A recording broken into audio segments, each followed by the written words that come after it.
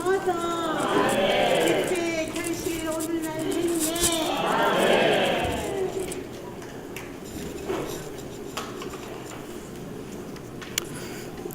주 예수님, 주님을 찬양합니다. 오늘은 머리를 덮개로 가림에 대해서 교통하기 원합니다.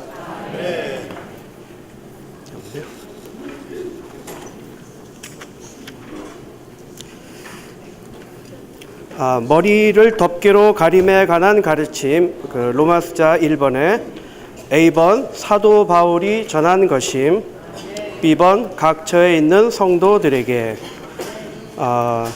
이 머리를 덮개로 가리는 것에 대한 가르침은 이거는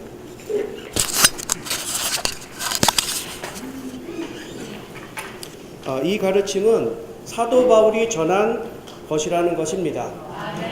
이것은 머리를 덮느냐 덮지 않느냐의 문제를 갖는 어떤 규례가 아니라는 것입니다. 규례라고 하는 것은 사람들을 향해서 나타나는 표시가 되겠습니다. 이러한 규례들이 구약시대에 많이 있었지만 주님은 이 땅에 오셨을 때 그분이 십자가에서 모든 규례를 다 폐하셨다고 하셨습니다. 우리가 지금 이 문제를 다룰 때 내가 덮개를 써야 됩니까 말아야 됩니까 라는 문제를 다루는 것이 아니고 그것에 대한 어떤 주님의 깊은 의도와 그것에 대한 깊은 누림이 있었을 때 우리가 써야 할 것인지 말아야 할 것인지는 본인이 각자가 거기에 대한 부담을 가지고 정한다는 것입니다. 신약에서는 말하는 것은 어떤 외형적인 의식을 말하는 것이 아니고 내적인 영적인 실제를 다루고 있습니다. 그래서 이것에 대해서 사도 바울은 주님으로부터 받은 계시라고 말씀하셨고 또한 이 규례는 사람들을 향해서 보여주는 표시가 아니고 천사들을 향해서 보여주는 표라는 것입니다. 여기서 말하는 천사들은 바로 하나님을 대적해서 일어났던 사탄과 그 천사들, 그들은 피조물이었지만 창조주이신 하나님에 대항해서 높아지려고 했다는 것입니다. 바로 그들은 하나님의 권위 아래 머물러 있었어야 했지만 그들은 반역을 해서 하나님의 머리를 거스리고 권위를 넘어선 존재들이었습니다. 이들에 대하여 하나님은 이 땅 위에 한 무리가 나를 권위 삼고 내 머리 아래 머무르고 있는 이런 무리가 있다. 이러한 것을 표현하기 위해서 우리에게 이 규례를 주신 것입니다.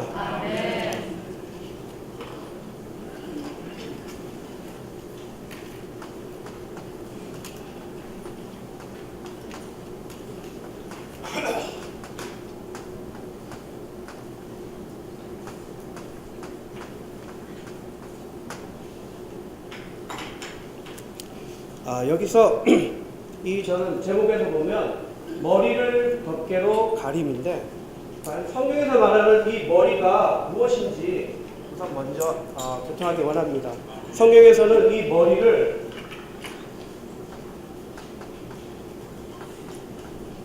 권위, 보좌, 다스림, 통치, 어떤 이런 의도를 사용할 때 머리라는 단어를 씁니다. 그러니까 이 머리를 말할 때 바로 머리는 하나님이시고 또한 그리스도이시고 또한 남자라는 의미가 있습니다. 바로 머리를 말할 때는 이러한 의미가 다 포함이 되어 있다는 것입니다. 또한 덮개를 말할 때는 편의상 나눠서 덮개는 무엇이냐 하면은 이 권위와 보좌와 다스림과 통치에 대한 복종한다는 뜻이 있습니다.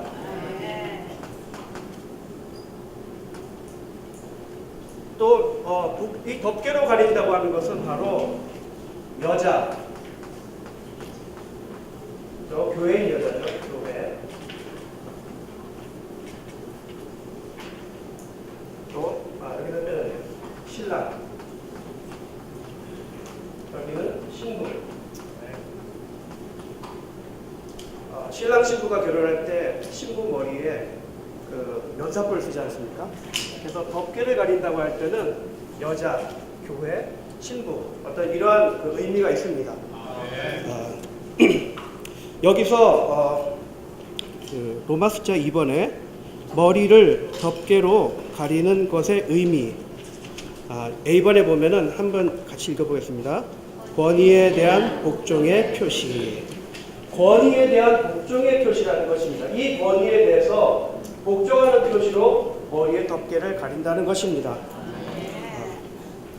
바로 이것에 대해서 3번 머리를 덮개로 가리는 근거는 무엇이냐면 하나님이 머리시라는 사실에 근거함. 이것에 대해서 우리에게 본을 보여주신 분이 바로 그리스도이십니다. 그리스도는 하나님과 동등한 분이셨지만 그분은 하나님과 동등함을 취하지 않으시고 사람과 같이 되셔서 노예와 같이 되셔서 사람의 형상을 입고 이 땅에 모양을 입고 이 땅에 오셨습니다. 그래서 그는 죽기까지 복종하셨습니다. 바로 이것이 그리스도가 우리에게 보여준 하나의 본이자 또한 그게 근거가 된다는 것입니다.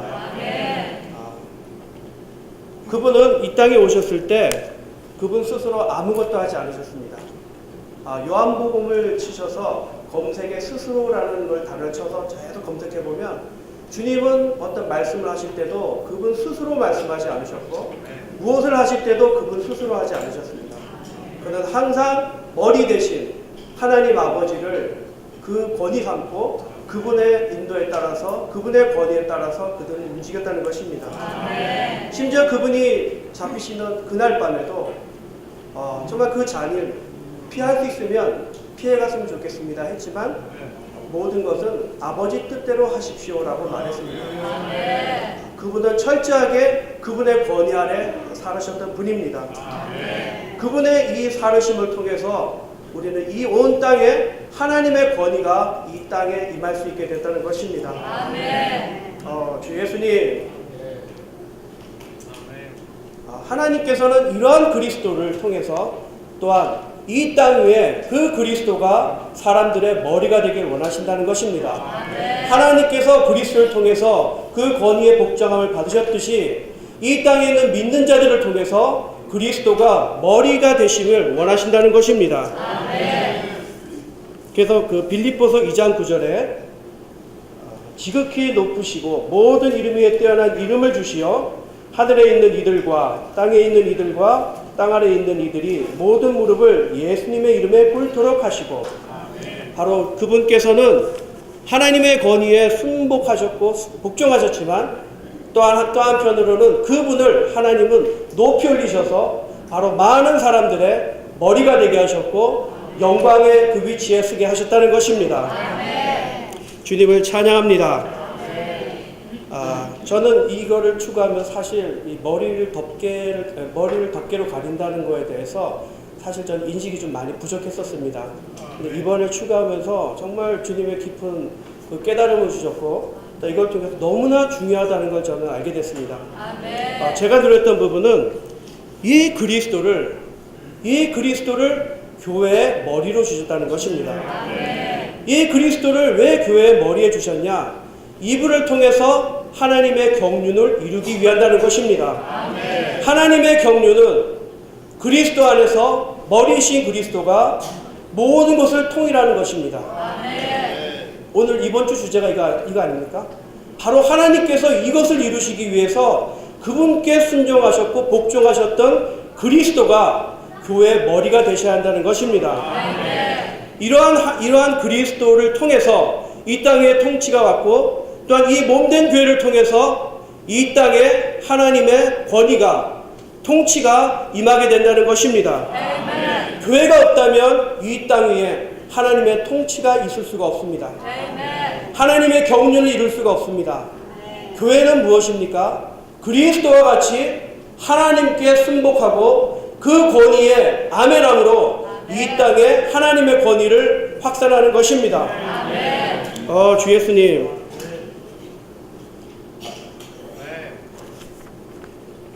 또한 이 권위가 제가 추가하면서 배웠던 것은 이 권위가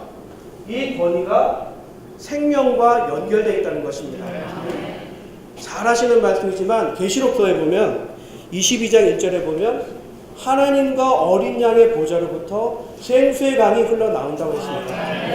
하나님과 어린 양의 보좌, 이 보좌는 생명수와 연관이 되어 있습니다. 이 생명수를 얻기 위해서는 반드시 보호자 앞에서 그 권위 앞에서 우리가 머리를 덮어야 하는 것입니다.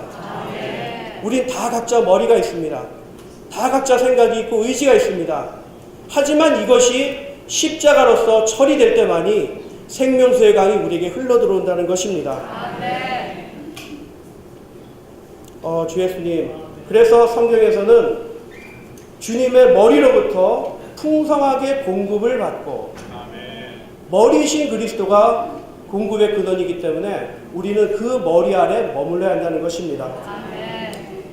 그래서 그 권위는 생명을 주고 그 생명은 다시 권위에 순복할 수 있도록 하고 권위는 다시 생명을 주고 이것이 계속 순환하면서 우리는 점점점 그분의 권위 앞에 합당한 자로 성장한다는 것입니다. 우리가 많이 추구한다고 해서 그 권위에 순복할 수 있는 것이 아닙니다.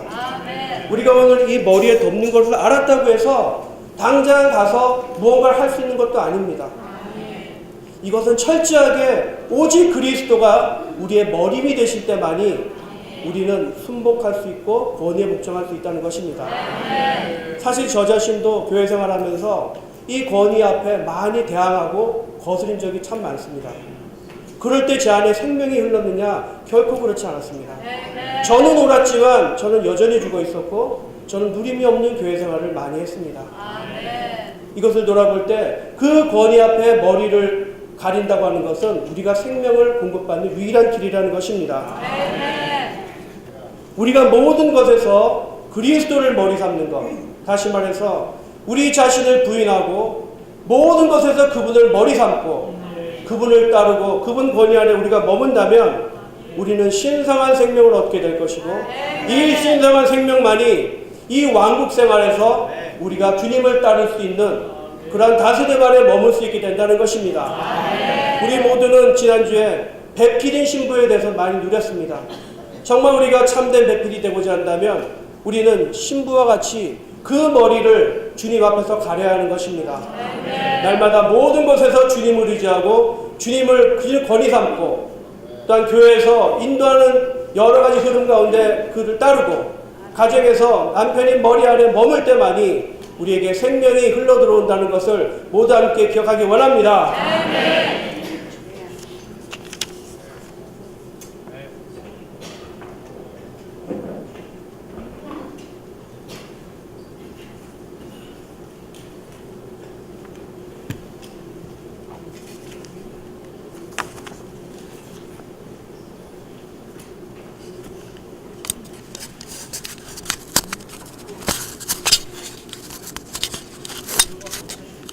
괜찮아요?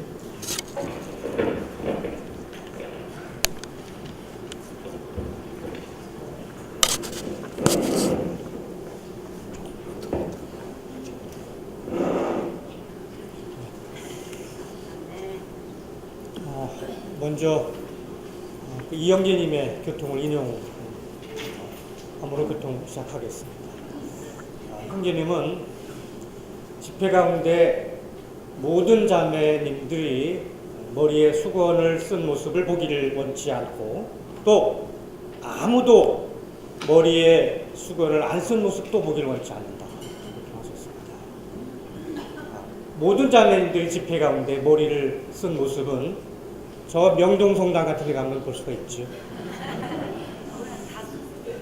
저도 교회생활 초기에 집회 가운데 보면 적장자님들이 머리에 수건을 쓴 모습을 보아왔는데 최근에 보면 거의 안 보이더라고요. 그래서 제가 이런 유혹을 받았습니다. 우리 자매한테 당신이라도 좀 머리를 이렇게 좀 가리면 어떨까라고 하는 유혹을 받았지만 곧장 내려놨습니다. 왜냐하면 이거는 가르침이나 권면이나 교리의 문제가 아니라 내적 실제 문제입니다. 우리의 그 머리를 가린다고 하는 것의 그 영적 의미는 형님이 교통하시다시피 우리가 권위에 복종한다고 하는 외적 표시를 지녀야 한다. 이런 의미지요. 우리 교회는 하나님의 신성한 질서의 순종한다고 하는 그런 내적 실제를 가질 필요가 있습니다. 저는 주어진 시간 동안에 두 가지 말씀을 좀 교통하고 싶습니다. 하나는 에베소서 1장 10절인데요. 하나님의 영원한 목적은 만물이 그리스도 안에서 그리스도의 머리 되심 아래에 통일되게 하는 것입니다. 이 말은 매우 깊고 이거를 이해하기가 참으로 어렵다고 최근에 이제 지인수 형제님이 공유하셨는데 제가 영어를 조금 쓰는 거를 음악해 주시기 바랍니다. 이 영어로는 이런 말을 썼어요. 나오는데 만물을 그리스도 안에서 그리스도의 머리 되심 안에 둔다 이런 의미입니다. 다시 말하면 만물이 그리스도를 머리로 높여드린다 이런 의미를 담고 있습니다. 최근에 제임스 형제님이 교통을 하시면서 우리는 이 의미를 그리스도를 우리가 그리스도께 순종한다 이런 의미로만 받지 말아야 합니다. 대부분의 성도들이 그렇게 이해하고 있지 않나요? 저도 그렇게 이해를 했죠. 우리는 마땅히 그분의 권위를 존중하고 또 그분께 묻고 하와가 왜 실패했어요? 아담에게 묻지 않고 지 맘대로 하다가 실패했잖아요. 그런 의미만 있는 게 아니에요.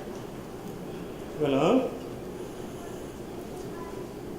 그리스도의 분량을 담을 수 있는 그런 그릇이 되어야 한다. 무엇이요? 몸인 그리스도가 그런 그릇이 되려고 그러면 잘해야죠. 그 분량에 마땅히 이루어야죠. 뿐만 아니라 이 몸인 교회는 머리신 그리스도와 유기적으로 하나가 돼요. 계시록 3장 21절에 보면 라오디게 교회의 그 이기는 이들에게 이런 보상을 약속하십니다. 내가 이기는 이들에게 나와 함께 보좌에 앉게 해주겠다. 이 무슨 의미죠? 여기 그리스도 계시고 여기 우리 앉고 이건가요? 그게 아니죠. 머리신 그리스도와 몸인 그리스도가 함께 앉아 있는데 어떻게 양옆에 앉아요? 나는 전체가 정례형제예요. 그죠? 그래서 이 의미는 이 몸인 그리스도가 그리스도의 분량을 담을 수 있는 충분한 어떤 그 그릇으로서 성숙해야 하고 몸인 그리스도가 머리신 그리스도 하나가 되고 몸인 교회가 그리스도와 어울리는 짝이 될 때 이게 온전하게 이게 해도 이게 성취가 되는 것입니다.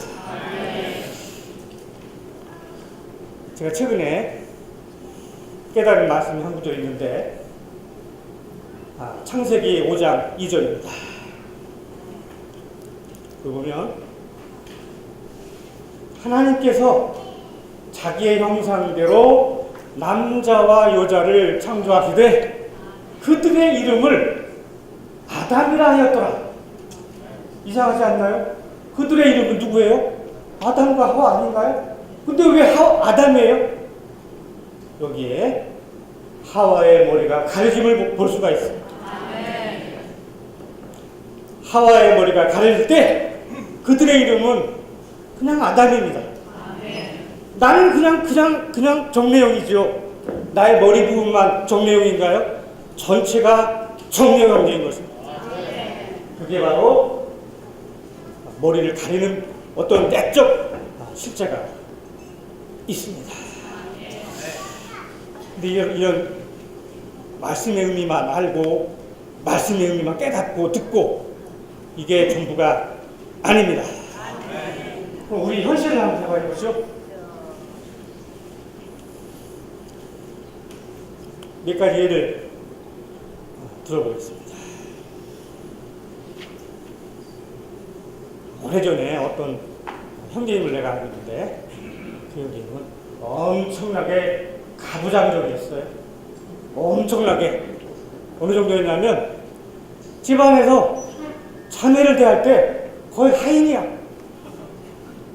나는 그 자매님이 정말 고생하는 걸 봤고 묵묵하게 견디는 걸 봤습니다. 머리는 옷을 제대로 못한 거죠. 그리스도를 머리 감지 않은 거죠. 또 한 가지는 제가 20대 때 어느 지방교회 생활을 한 적이 있습니다. 성도수는 한 20명. 주말마다 4명이서 봉사 집회를 했는데 종종 어떤 행정적인 결정사항이 이렇게 교통이 되곤 했습니다. 근데 번번이 번복되는 거예요. 뒤집어지는 거예요. 그 이유는 집안에 최종 결정권자가 앉아있는 겁니다. 참으로 헤드업이 회복돼야 됩니다. 어떻게 가능합니까? 그 정답은 그 두 구절만 교통하고자 합니다.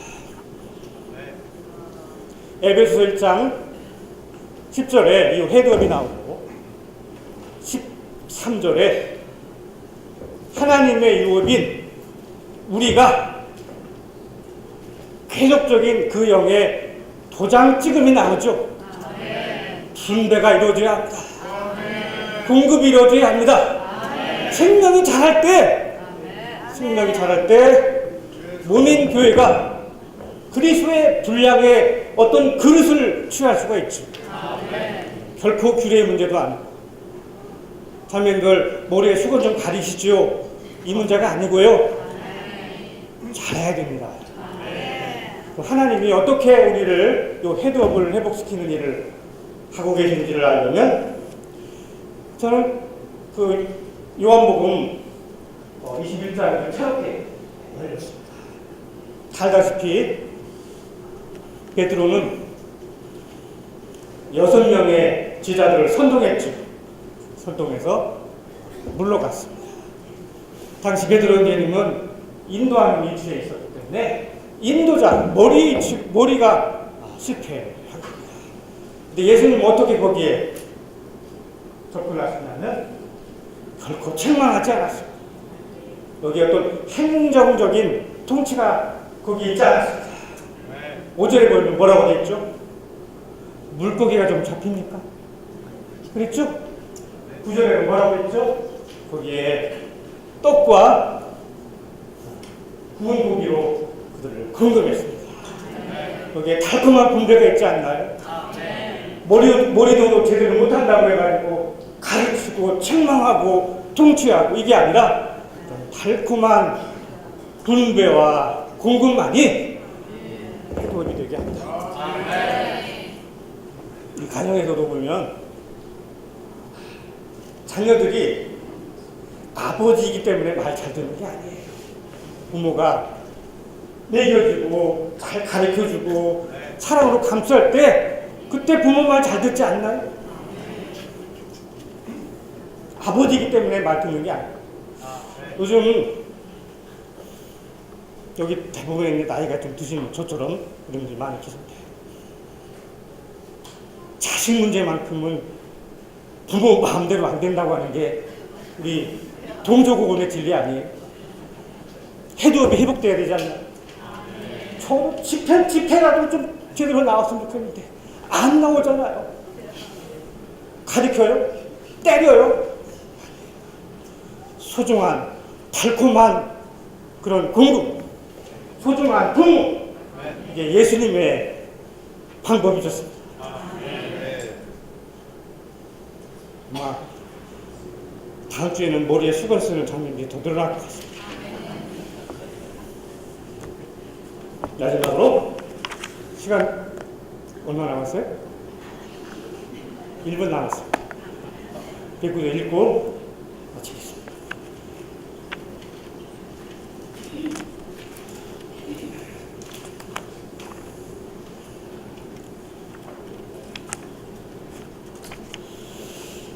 하나님은 남자가 하나님과 하나님과 그리스도가 머리이시라는 것을 묘사하며 여자는 어떻게 사람들이 순종하는지를 해야 하는지를 묘사해 주기를 원하십니다. 하나님은 남자가 그분 자신과 그리스도의 역할을 맡기를 원하고 여자가 복종하는 사람의 역할을 맡기를 원하십니다. 여기서의 남자와 여자의 차이는 기능의 차이인 것이지 불평등의 사상은 없다. 눈이 눈썹 밑에 있고 눈썹과 눈의 기능이 차이가 다르다고 해서 그들이 불평하는가? 형제들의 기능은 머리를 묘사하는 역할인 것이며 자매들의 기능은 복종하는 것이다. 그것을 묘사하는 역할인 것이다. 교회 안에서 여자가 머리를 가리지 못하는 사례가 적지 않다. 대표적인 예가 자매들이 행정 문제에 개입하는 것이며 형제들에게 묻지 않고 행하는 것들이다. 하와는 선악과를 먹으라는 뱀의 유혹에 대해 남편과 교통하지 않았다. 이러한 교회의 부족은 온전케 되음의 과정을 거칠 것이다. 여기까지 하겠습니다.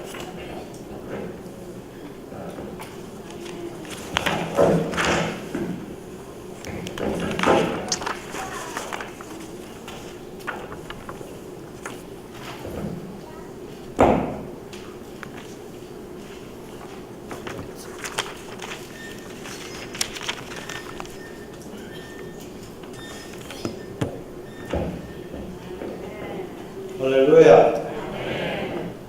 우리가 교회 안에서 오늘 다루고 있는 걸 포함해서 4가지를 교제를 하고 있습니다. 우리가 먼저 교통한 게 침례였고, 그 다음에 안수를 얘기했고, 오늘 우리는 뭘 얘기하죠? 머리에 덮개로 가리는 것을 얘기하고 있습니다. 다음 주는 우리가 떡을 떼는 걸 얘기를 합니다. 이 4가지 항목들이 상당히 중요한 항목들입니다.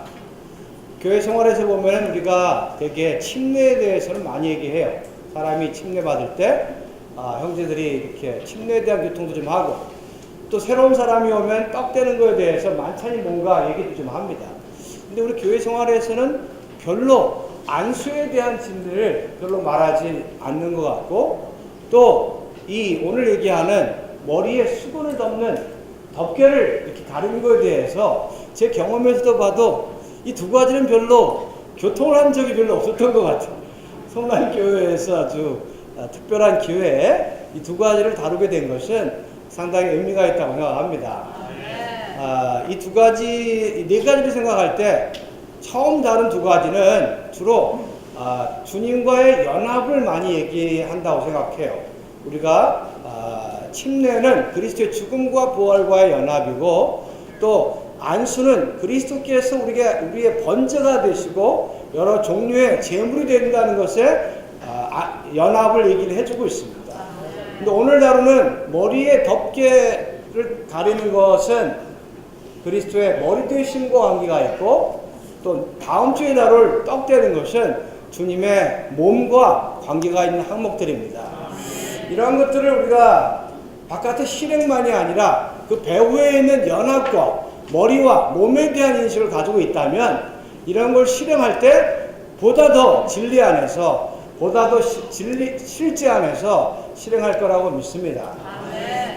오늘 이 머리에 덮개를 덮는 일에 있어서 3종류의 사람이 있다고 생각합니다.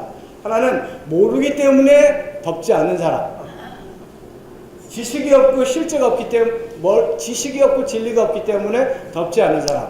어떤 사람은 진리와 있고 실제가 있지만 이게 하나의 형식인데 우리가 지킬 필요가 있는가 하고서 덮지 않는 사람.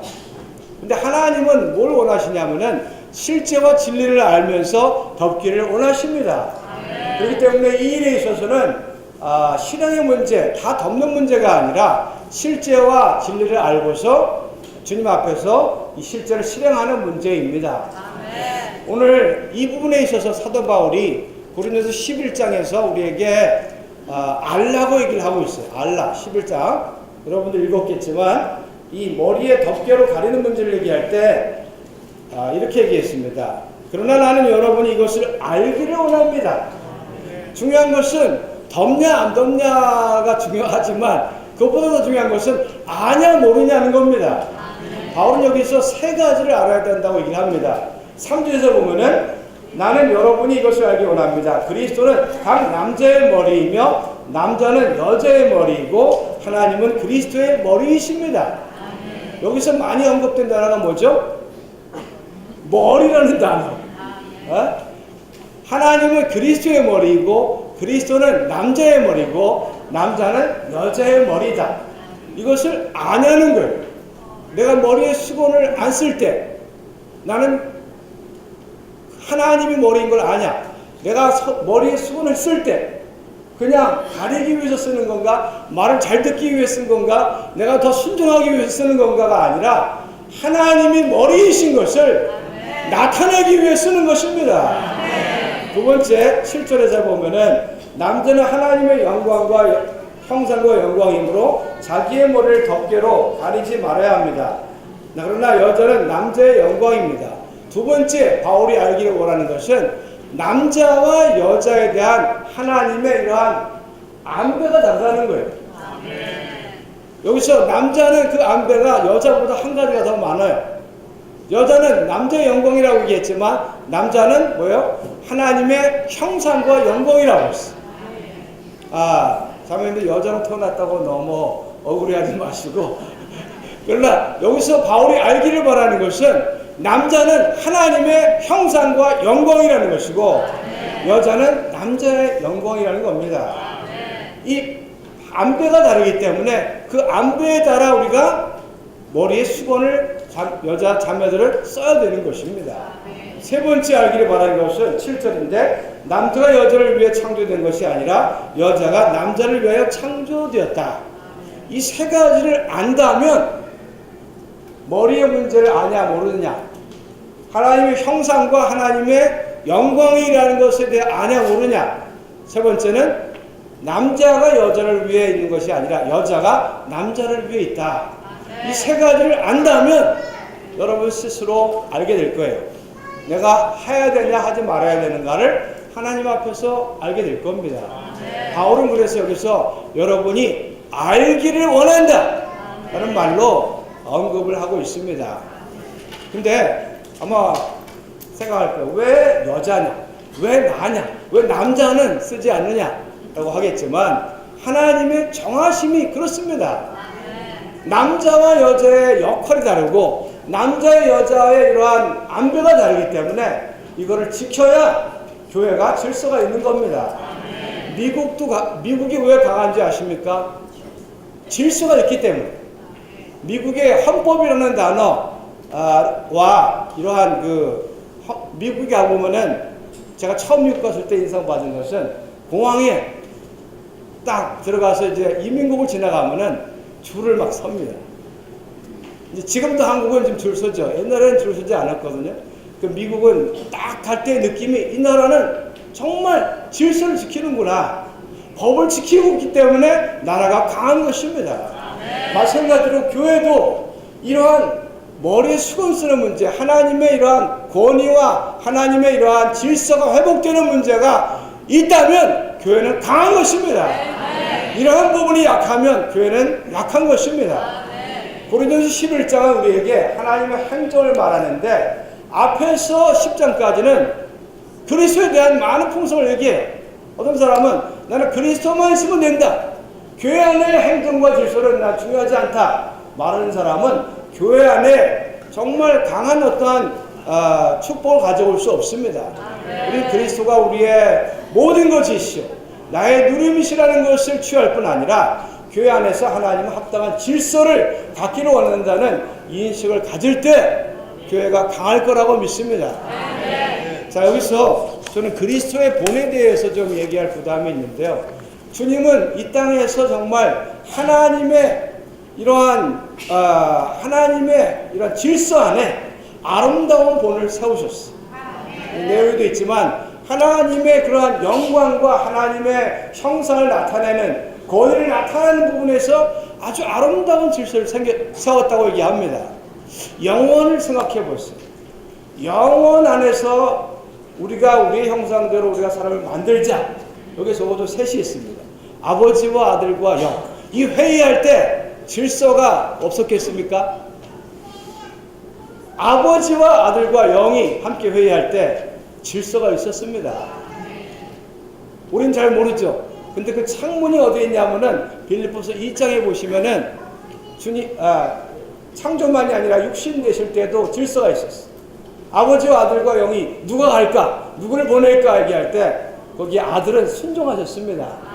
아버지 하나님과 동등됨을 취할 것으로 여기지 아니하시고 자기를 낮춰 사람의 모양이 되시고 종의 형체 가운데 나타나셔서 순종하사 죽기까지 하셨습니다.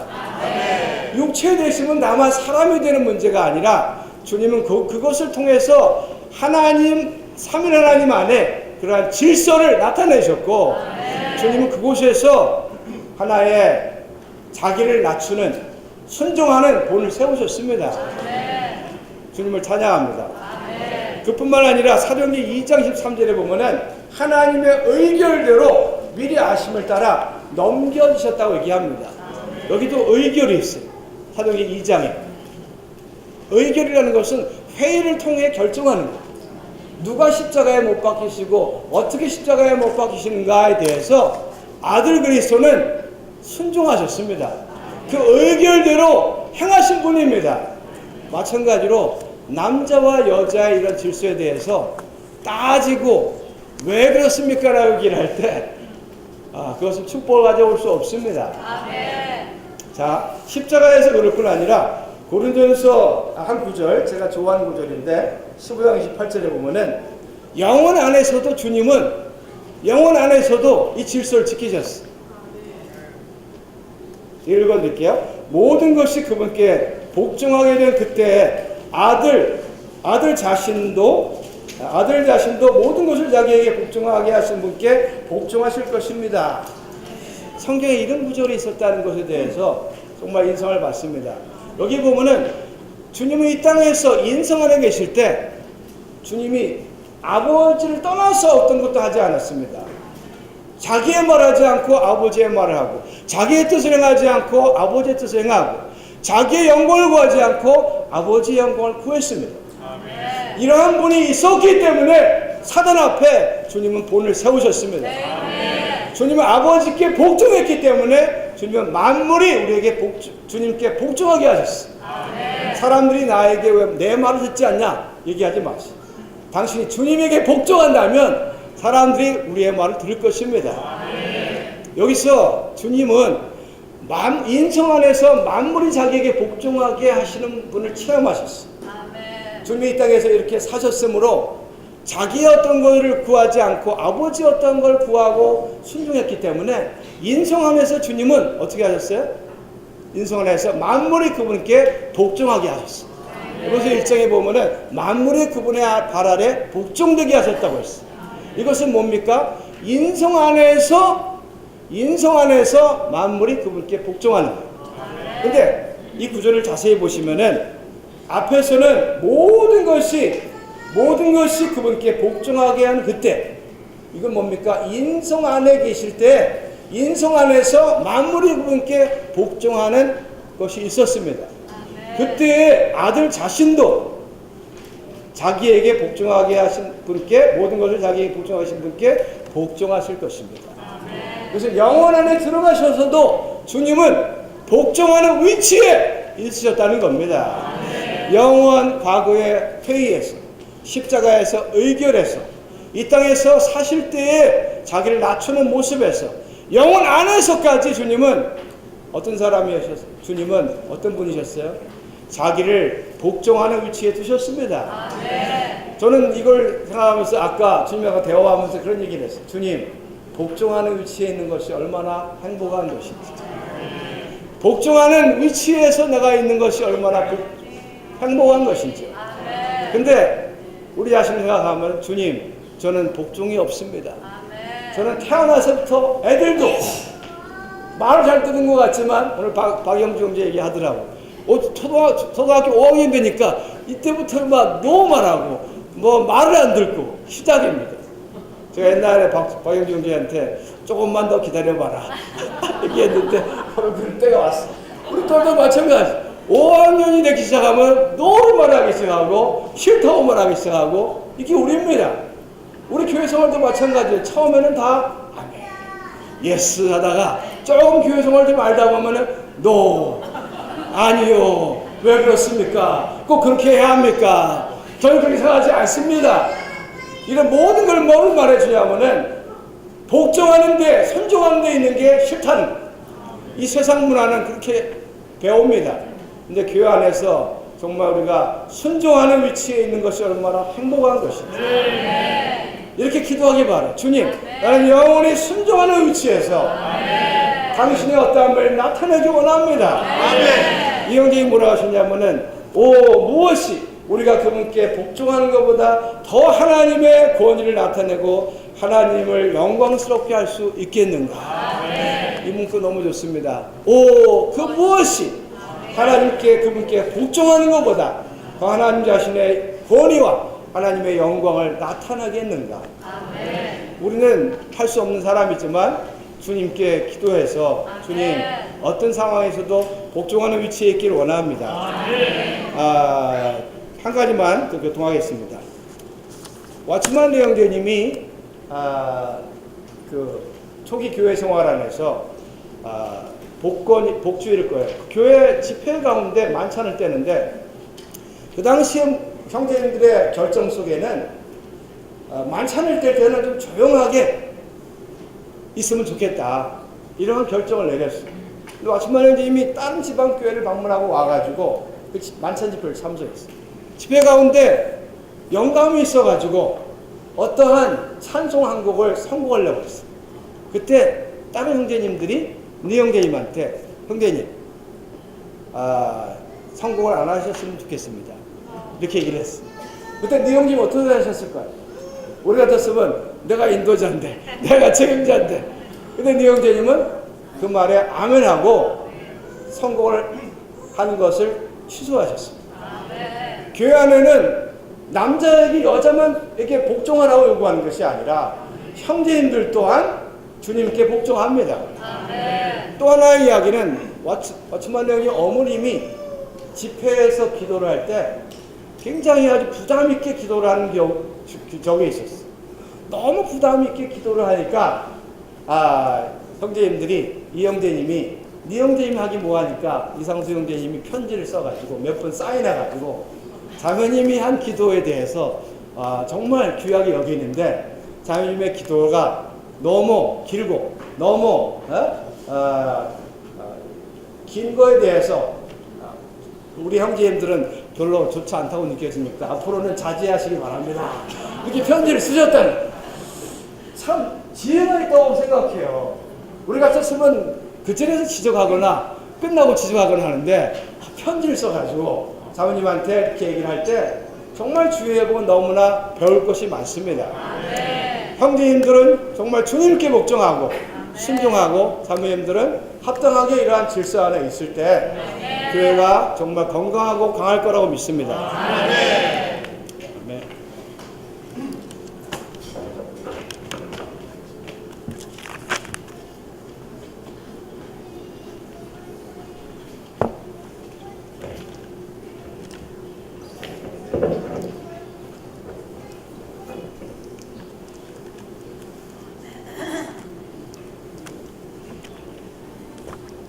할렐루야. 이 머리를 넘는 문제를 교통하니까 교회 생활 초기에 온 것 같아요.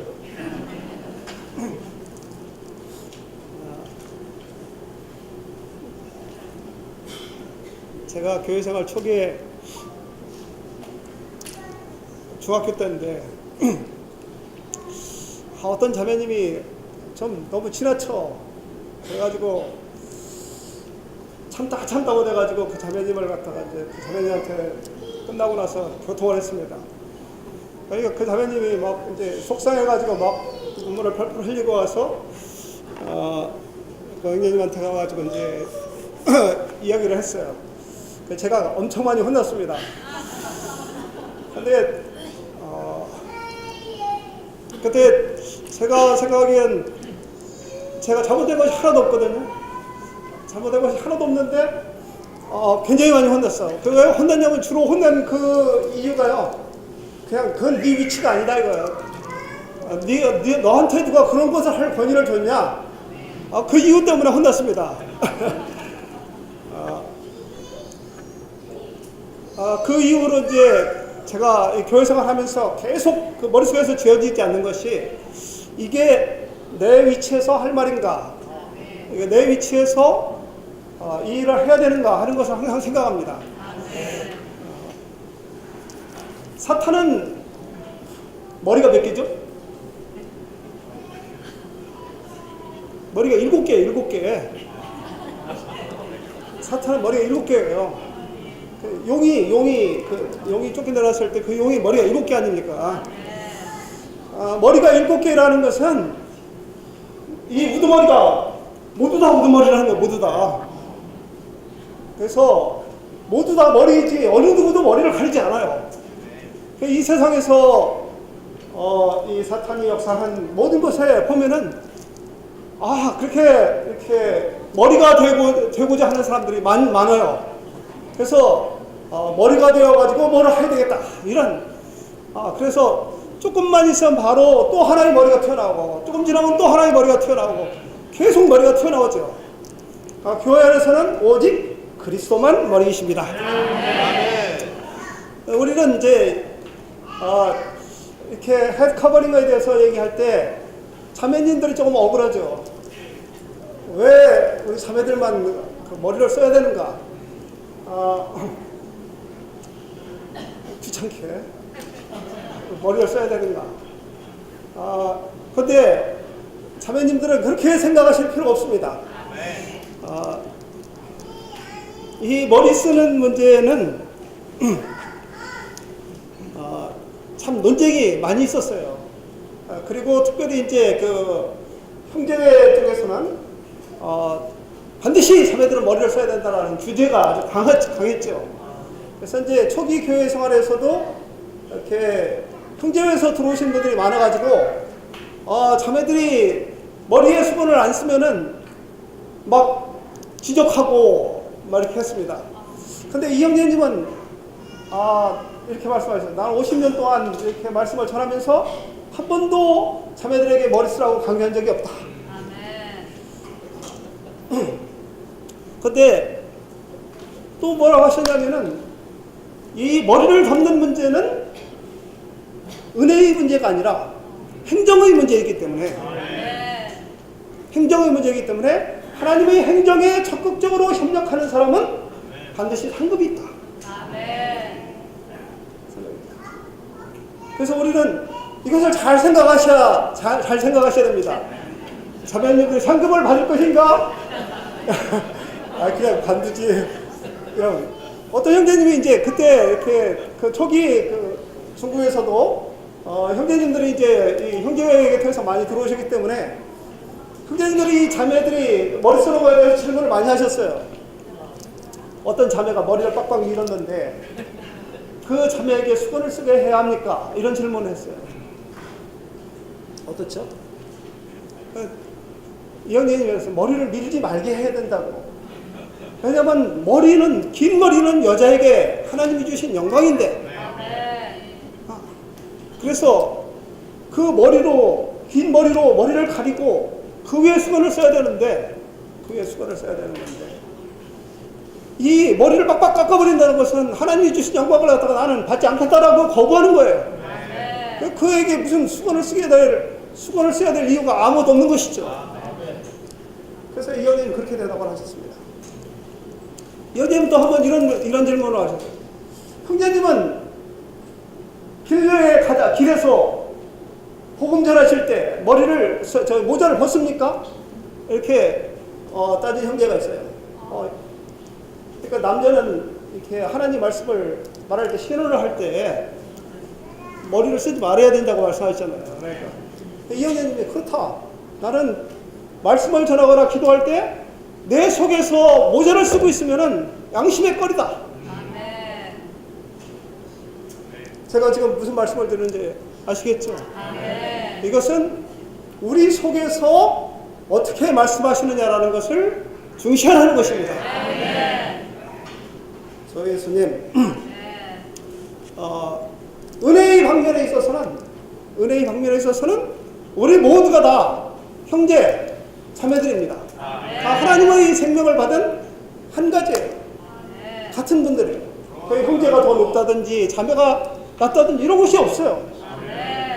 그러나 뭐가 있냐면 하나님에게는 행정이 있습니다. 하나님은 이 행정을 그분의 의로 이 행정을 이루셔야 돼요. 그래서 이 은혜의 원칙은 행정의 원칙에 결코 위반되어서는 안 됩니다. 그 은혜의 원칙은 행정의 원칙을 도와줘야 되고 행정의 원칙을 이루어지게 해야 돼요. 사울이 있고 다윗이 있었잖아요. 사울이 있고 다윗이 있었어요. 사울에게도 기름 부은 왕이에요. 그러나 어느 시점에 그 사울은 이미 폐진 왕이야. 그렇지만 다윗은 그 자기 손을 들어가지고 기름 부음 받은 자를 결코 치지 않았어요. 왜? 그것은 하나님의 행정이기 때문에. 하나님이 손을 대실 때까지 결코 손을 대지 않는 거예요. 그러니까 우리는 어땠습니까? 이 사람 폐해준 사람인데 빨리 쫓아내버리는 것이 상책 아니겠어요? 그러나 그것은 은혜의 원칙이 행정의 원칙을 갖다 무시하고 모래할 수 없어요. 바울 형제는 뭐라고 했습니까? 우리는 국세를 낼 자에게 국세를 내고 조세를 내야 될 자에게 다 조세를 내야 된다. 그리고 로마의 그 권력을 가지고 있는 사람들을 위해서 기도하라고 했습니다. 그 사람들이 뭐 하는 사람들인데 이스라엘을 괴롭히는 사람들이고 이스라엘 핍박을 믿는 이들을 갖다가 죽이고 괴롭히는 사람들 아닙니까? 그런데 그들이 빨리 죽기를 위해서 기도하라고 한 적이 없어요. 그게 뭐냐면 하나님의 행정이에요. 그건 하나님은 누구에게 그런 걸 상의한 적이 없어. 그건 하나님이 그렇게 정하신 것이고 하나님이 때가 되면 폐할 것도 하나님이 폐하시고 또 세우실 것도 하나님이 세우실 분이십니다. 그러니까 우리는 이것을 알아야 되죠. 그 자매들은 왜 형제들은 머리 안 쓰고 자매들이 머리 쓰는가? 행복하시다고 생각하시나요? 자매님들에게 그런 권위를 주셨다는 것은. 자, 여기 보면은 이렇게 되어 있습니다. 3절입니다. 11장 3절. 고린도전서 11장 3절. 그러나 나는 여러분이 이것을 알기 바랍니다. 그리스도는 각 사람의 머리이시며 남자는 여자의 머리이고 하나님은 그리스도의 머리이십니다. 제일 먼저 말한 것이 뭐냐면 그리스도는 각 사람의 머리이십니다. 교회 안에서는 그리스도는 각 사람의 머리이셔요. 지금 여기 이 고린도전서 11장 이전까지는 고린도전서 11장 이전까지 11장 1절까지 그 1절까지는 뭐에 대한 것이냐면 교회 안에서 누림에 대한 얘기예요. 이제 이게 보시면 아시겠지만 10장까지 10장에 뭐를 얘기하고 있냐면은 주님의 상에 대해서 얘기하고 있죠. 근데 11장 뒤에 가면 뭐가 나오냐면 주님의 만찬에 대해서 나오고 있습니다. 주님의 상과 만찬이 다른 것인가요? 주님의 상과 만찬은 같은 거예요. 근데 주님의 상과 만찬은 같은 것이지만 양면이 있죠. 주님의 상의 면이 있고 주님의 만찬의 면이 있어요. 근데 그 사이에 뭐가 들어가냐면 수건을 머리를 덮는 문제가 나와 있어요. 그 10장까지는 뭐냐면 누림에 대한 개인적인 누림에 대한 문제입니다. 주님의 상은 누림의 최고의 완성이에요. 근데 만찬에 대해서 말씀하실 때는 이것은 행정의 문제예요. 주님을 기념해야 되는 문제이고 여기서는 분열이 없어야 되는 문제이고 아주 심각한 행정에 대한 문제인데 그것에 앞서서 가장 먼저 다룬 것이 뭐냐면 머리 대신에 대해서 다루고 있습니다. 가장 중요한 것이 우리가 모든 사람이 그리스도께서 각 사람의 머리라는 것이 가장 중요한 것이죠. 지금 하나님은 뭐래요? 모든 사람뿐 아니라 모든 사물들을 다 굴복시켜가지고 그분의 발 아래 굴복시켜서 그리스도를 머리로 삼고자 하시는 거예요.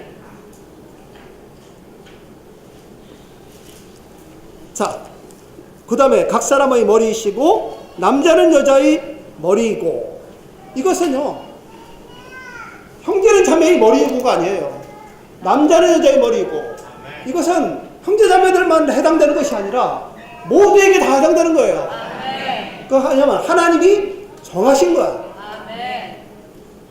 그리고 하나님은 그리스도의 머리이십니다. 그럼 그 결과, 최종 결과는 뭐냐면 하나님께서 그리스도의 머리가 되시는 것으로 나옵니다. 그러면 우리는 이제 참회 시간이 많이 가서 이제 요번 시간하고 다음 시간에 걸쳐가지고 이제 이 머리 감는 것이라고 하는데, 오늘 이 시간에 다루는 것은요, 그리스도께서 우리의 머리 되신 거, 하나님께서 머리 되신 것에 대해서 다루는 것이고, 다음에는 이제 자매들이 이제 천사들에 대해서 하나의 표징이 되는 이제, 그런 문제에 대해서 다루겠습니다. 자, 자매는 이렇게 생각하셔야 됩니다. 왜 형제들에게는 머리를 안 쓰고 자매들에게만 머리를 쓰게 하셨는가? 이 자매들에만 수건을 쓰게 하셨는가? 자매들은요, 이것이 여러 가지를 대표하는 거예요. 여러 가지. 우선 자매들이 머리에 수건을 쓰는 것은요, 그리스도께서 하나님이 그리스도 앞에서 그분이 하나님이 머리이신 것을 나타내는 것이고, 또 그리스도께서 각 사람이 머리이신 것을 대표하는 것이고, 또 남자가 여자의 머리라는 것을 대표하는 것입니다. 그래서 자매들이 머리에 이렇게 수건을 쓰는 문제는요, 세 가지를 대표하는 것을 표현하는 거예요. 이런 권위는 누구에게만 주시냐면 자매들에게만 주신 거예요. 그런데 만약에 형제가 수건을 쓴다, 이러면은 이제 완전히 이게 뭐냐면 다 뒤집어지는 거죠. 그러면은 하나님 앞에서 그리스도가 머리고 이렇게 해버리는 거예요. 그리스도 앞에서 사람이 머리고, 남자 앞에서 여자가 머리고 이렇게 돼버리는 거잖아요. 그 자매들이 쓰는 것은 세 가지를 대표하는 그 목적이 있는 것이죠. 주님이 우리에게 이 땅에 보내셨을 때에는 우리는 다 뭐냐면 누군가를 대표하는 거예요. 우리 자신이 어떠한 존재일 뿐만 아니라, 내가 아버지면은 아버지를 대표하는 거예요. 내가 자녀이면 자녀를 대표하는 것이고, 내가 상전이면 상전을 대표하는 거예요. 주님께서 그날에 우리가 어떻게 대표하셨는가도 따지실 것입니다. 우리가 이것을 잘 대표한 주님을 잘 대표한다면은 주님은 우리에게 상급을 주실 것입니다. 나머지 부분에 대해서는 이제 형제님들이 다 교통을 하셨기 때문에 저는 이 부분에 대해서만 교통을 하도록 하겠습니다.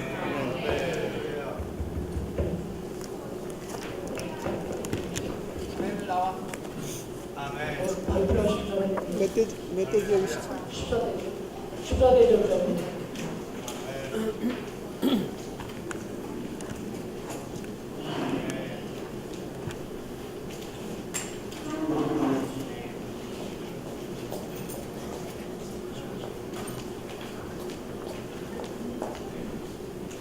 머리를 덮개로 가리입니다.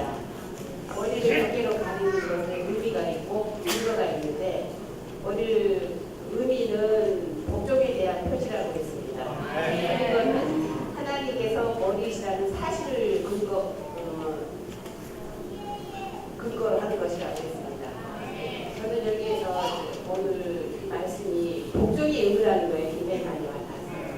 머리를 덮는 거에 대해서 내 머리는 없고 그리스도, 각 사람의 머리는 그리스도라 했는데, 근데 그거 대수롭게 생각했거든요. 그냥 이거는 말씀이고 저희 실제가 너무 부족한 것을 이 말씀을 들으면서 느꼈고요. 정말 하나님께서 머리시라는 그 사실의 근거에 대해서 여자의 머리는 남자고 남자의 머리는 그리스도의 머리는 하나님이신데, 그렇다면 저는 제가 어떻게 하고 있었는가를 많이 보면서, 또 빌립보서 그 2장 말씀에서 그리스도께서 하나님과 동등됨을 여기지 않고 사람으로 오셔서 죽기까지 복종을 했다는 말씀이 제 안에 있기는 했지만, 이 말씀이 그러니까 하나님께 복종을 함으로 인해서 정말 질서를 정하셨고, 그리스도는 하나님을 영광스럽게 하셨고 아름다운 표현을 하셨다는 것입니다. 그렇다면 저는 제가 그리스도께 얼마나 복종을 해서 하나님을 영광스럽게 했고 아름다운 표현을 했는가를 돌이켜보면서 참 그렇지는 많이 못했어요.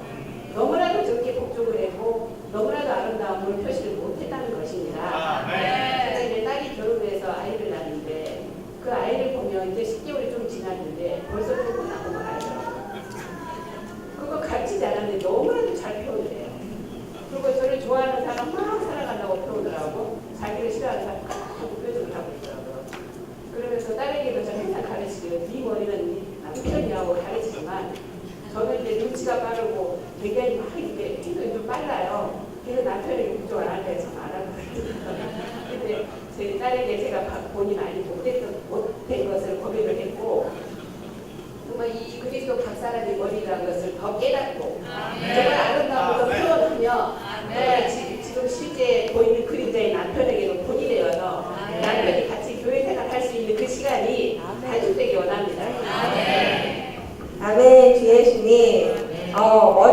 경계로 가리는 것은 내가 권위가 아니고 다른 사람이 하나님이 나의 권위임을 고백하는 것입니다. 그러므로 이것은 자매들에게 권위에 복종한다라는 표시입니다. 주 예수님 저희 지역에 새로 연결된 건 아니지만 새신자의 젊은 자매가 있는데 오늘 처음 목요일 집회에 오겠다고 원래 어제 얘기를 했었습니다. 그래서 제가 이 자매 온다는 소식에 너무 기뻐가지고 내일 메시지가 뭐지 하고 딱 했을 때 머리를 가리는 것인 걸 알고 좀 약간 좌절하는 마음이 있었습니다. 왜 하필 이 메시지일까? 라는 그러한 생각이 있었습니다. 왜냐하면 저를 포함해서 사실은 많은 젊은 자매들이 이 문제에 대해서 이야기할 때 그동안에 우리가 세상에서 교육받고 한 것과 너무나 사실 달랐기 때문에 신자들이 어려워하고 받지 못하고 하는 것들을 사실은 보았기 때문입니다.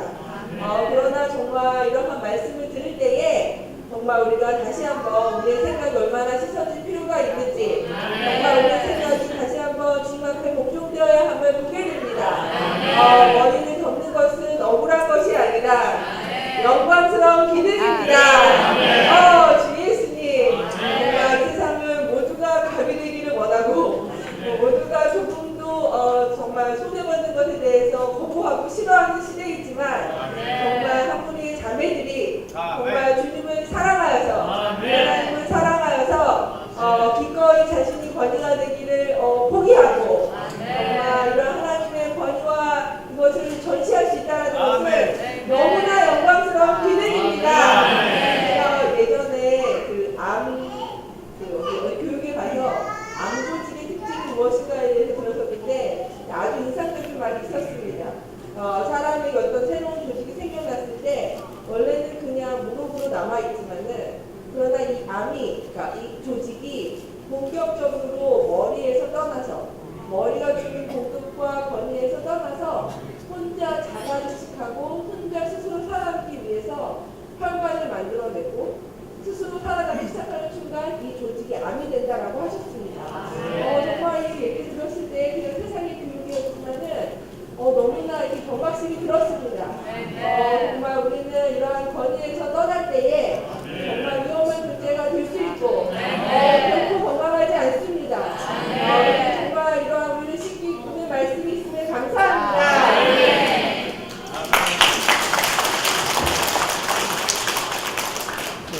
자매님이 양쪽으로 나오셔서 시간해 주시고.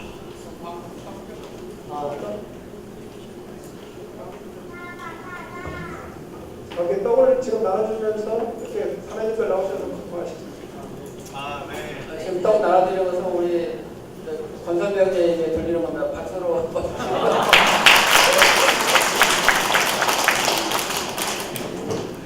자매님들 나오셔서